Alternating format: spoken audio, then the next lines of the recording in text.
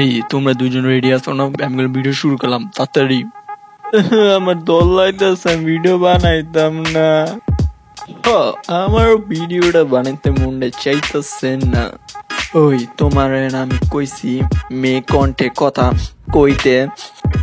আচ্ছা আমার দল লাগতেছে, আমি ইন্দে যাই, আমার ভালো লাগতেছে না। ওই তারা দুইটা তো বেশি কথা আজকে, আমি বললাম ভূত হইব, তাড়াতাড়ি রেডি থাক, ভূতের ভিডিও বানাইতে হইব।